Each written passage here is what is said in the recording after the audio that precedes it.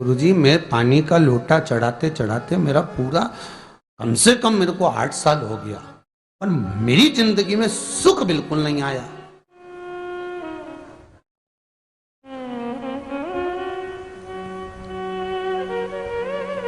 हमने कहा तूने कैसे चढ़ाया, वो भी तो सुने। तो क्या कैसे, क्या स्नान करा और मंदिर जाके लोटा चढ़ाया पानी का। अच्छा, अब मैंने कहा तू चुप रहे। उसके पति, यहीं की इसी ऑफिस की बात है, भवानी मंडी से, उसके पति से पूछा, हाँ जी वर्मा जी सही बताओ, पत्नी लोटा कैसे चढ़ाई।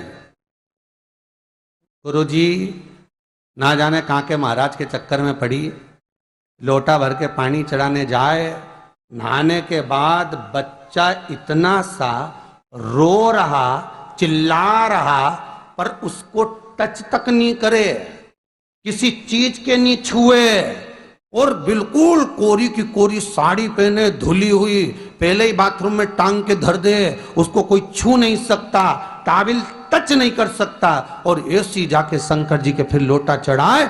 मंदिर में अगर किसी ने छू लिया तो वापिस आ जाए, नहाए धोए फिर जाए। मैंने कहा बस अब तो तू ऐसी जिंदगी भर चढ़ाती रहे तो भोलेनाथ आएगा ही।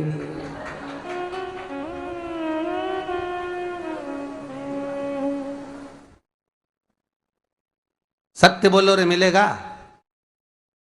कई लोगों ने पूछा शंकर को रिझाने के लिए कौन से कलर के कपड़े पहने कि शिव राजी हो जाए। शंकर को पाने के लिए कपड़ा बदलने की जरूरत नहीं होती, शंकर को पाने के लिए कलेजा बदलने की जरूरत होती है, शंकर मिल जाता है। कपड़े से शिव कभी नहीं मिला साहब। आप कौन से कलर के कपड़े पहन रहे हो, ये शिव प्राप्त नहीं करोगे हो। सफेद पहन लिए, लाल पहन लिए, केसर के पहन लिया, उससे शंकर नहीं मिल रहा हो। बहुत सारी रुद्राक्ष की माला धारण कर ली, हाथ में भी खूब सारा रुद्राक्ष पहन लिया, यहां पर भी पहन लिया, कान में भी रुद्राक्ष धारण कर लिया, जटा पे भी रुद्राक्ष लगा लिया, उससे शिव नहीं मिलने वाला हो।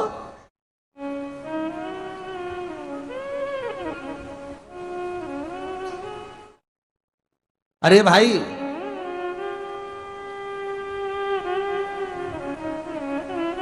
किसके पास में जा रहे हो आप जल चढ़ाने के लिए? जम के बोलिए जरा। शंकर जी के पास। शंकर जी कौन है? तुम्हारे कौन से मतलब नहीं है। भगवान को तो केवल इतना मतलब है कि आप मन कैसा लेकर आए हो। ये तन साफ करने से, स्नान करने से, खूब रगड़ रगड़ के नहाने से, लक्स पेयर से, खूब घिस घिस के नालों ने, क्रीम ने, पाउडर, डेंटिंग पेंटिंग करके फिर भगवान के पास जाओ और बढ़िया 2-4 घंटे तक फैशन करके भगवान को रिझाओ, भगवान रिझेगा? अरे गर्ग संहिता में लिखा है कि शंकर को एक बार प्रणाम करने का फल क्या है कि 10 अश्वमेध यज्ञ के स्नान का जो फल होता है वो मात्र शंकर को प्रणाम करने से मिल जाता है। कितना? 10 अश्वमेध यज्ञ के स्नान का जो फल है शंकर को मात्र प्रणाम करने से मिल जाता है।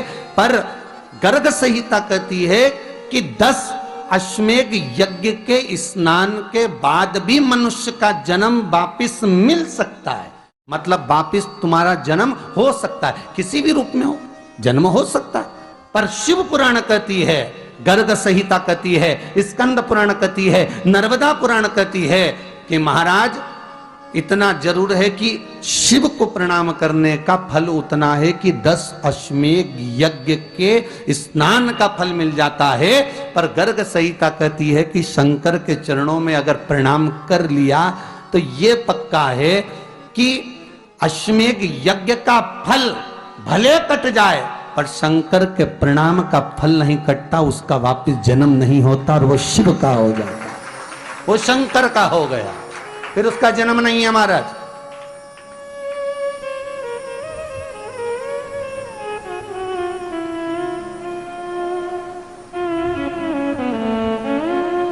पति से कहा हाथ धो, स्नान कर लो जल्दी से, फिर अपन को चलना है मंदिर। पति बोला नहा लिया एक बार तो दूसरी बार फिर से नहा लो।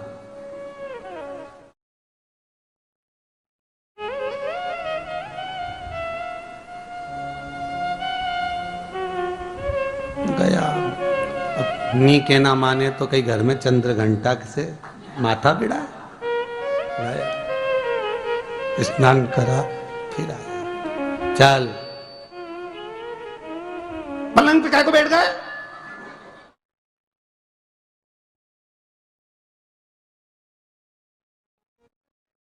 पलंगी तो है।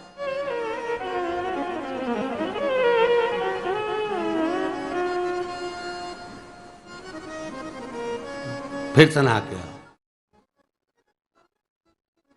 अब ये फिर नहवाने भेज दिया। होता एक सास बेचारी मायके जाना था, मौसी की यहाँ शादी थी। अब उसने बहू से कहा बेटा मेरे को जाना है, अपने घर में छोटे से लड्डू गोपाल, उनकी सेवा है, तू एक काम कर कि तू सेवा कर लेगी क्या? हाँ मम्मी, उसमें क्या है, करना क्या है तुम बताओ। बस सुबह से 3 बार ताली बजाना, भगवान को उठाना, पात्र में रख के नहलाना, उनको पोंछना, कपड़े पहना देना, इत्र लगा देना, चंदन लगा देना, मुकुट लगा देना, सुंदर अलकावली सब पिनाने के बाद में भगवान को दर्पण दिखाना। जब भगवान को कांच दिखाए, दर्पण दिखाए, भगवान मुस्कुरा दे, तब भगवान को भोग लगा देना। हाँ मम्मी इतना तो मैं करूंगी, और बाद में भगवान को वापिस सुला देना। हाँ इतना सा कर लूंगी। सास बिचारी कह के चली गई।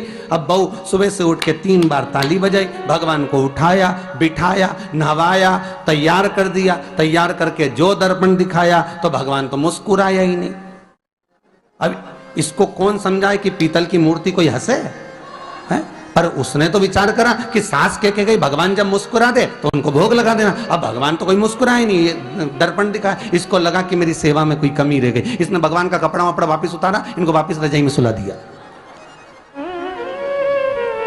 अब भगवान को वापिस रजाई में सुलाया, फिर आ गई, 3 बार फिर ताली बजाई, भगवान को फिर उठाया, फिर बिठाया, बिठाने के बाद में फिर उनको कपड़े वपड़े पहनाकर फिर दर्पण दिखाया, पर भगवान तो मुस्कुराया ही नहीं। ये वापिस इस सेवा में गलती रह गई। वापिस इसने सब कपड़ा उतारा, भगवान को फिर सुला दिया। सुबह 8 बजे से नहवा रही, कपड़े पहना रही और सुला रही। 1 बज गई।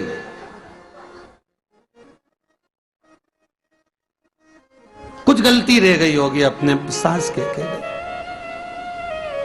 अब की बार फिर भगवान को नहवाया। भगवान भी मन में सोचे नहवाई नहवा रही, खवा तो कछु ना रही। 28 बार नहवा दिया।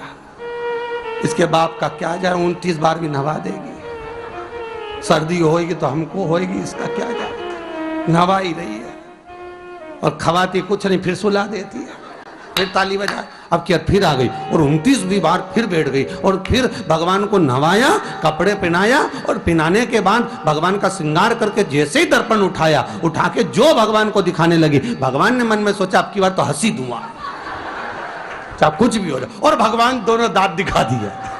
जैसे ही भगवान ने दांत दिखाया, इसने दर्पण रखा और जल्दी से भोग लाई, भगवान के जिमाया। भगवान के जिमाया, जिमने के बाद भगवान को फिर वापस सुला दिया। अब ये सुबह से जैसे ही आए तो भगवान पहले ही मुस्कुरा के, क्योंकि भगवान को मालूम है नवाएगी 25 बार का मतलब उससे चंद हंसी दो, हंसने में क्या जाता। तो भगवान पहले से मुस्कुरा के बैठ जाए। अब एक दिन सास आ गई। सास ने कहा बहू अब सेवा मैं कर लूंगी। हाँ मम्मी कर लो। मम्मी सेवा करने बैठी। मम्मी ने भी स्नान कराया, श्रृंगार करा, कपड़े पहनाए, मुकुट लगाया। सब लगाने के बाद जैसे ही सास कांच दिखाने के लिए दर्पण को उठाई, इतने में से मूर्ति में से आवाज आई, दर्पण तो तेरी बहू दिखाएगी, उसको बुला दे, बहुत जोरदार दिखाती, वो दिखा सकती, तू वापिस धर दे दर्पण, तेरे बस का नहीं है। भगवान को भी लगा कि भैया सामने, अब इसमें कोई दिखावा था क्या? प्रेम, वात्सल्य था। भगवान भक्ति के बल पर रिश्ता है।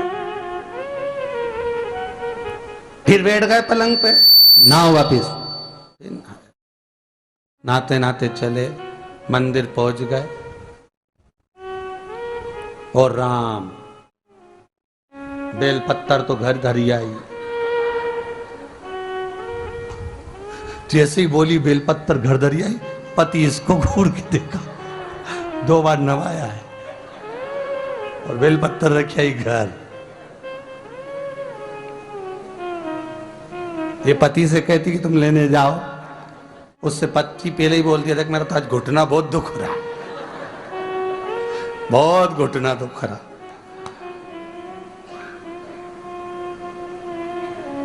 ठीक है, तुम बैठो, मैं आई अभी घर से। अब घर जाते जाते मालूम पड़े फिर कहीं का कोई छुआ गया तो नहाने बैठ गई।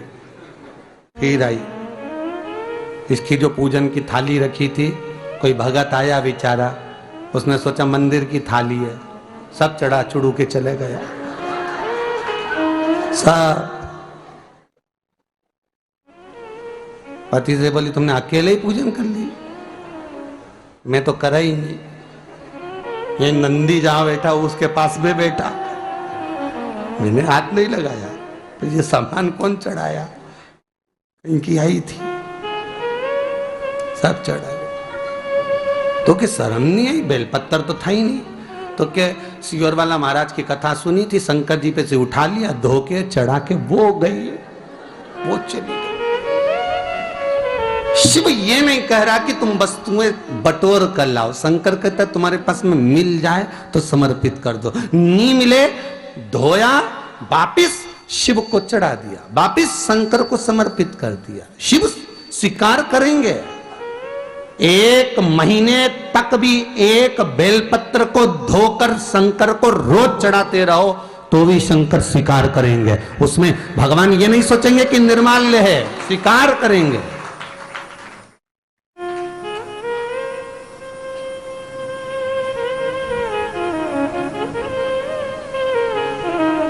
इसका मतलब ये नहीं है कि तुम मंदिर की घर से अगर पास में लगी हो, नजदीक में लगी हो, 8, 10, 15 घर छोड़कर कुछ थोड़ी दूरी पर भी बेलपत्र लगी हो तो लेकर जरूर जाना। नहीं तो कहीं कहीं की इतनी आलसन। उन्होंने कहा सियोर वाला महाराज बोला तुम तो उठा उठा के चढ़ा दो। तो भगवान के मंदिर में ही बेलपत्र नहीं जाए मालूम पड़े हो, तो ऐसा नहीं है कि नहीं जाए वाला, जाओ, पास में लगी हो तो लेकर जरूर जाओ। भगवान को समर्पित करने के लिए थोड़ा ना थोड़ा भाव भगवान के द्वार पर जरूर लेकर जाओ।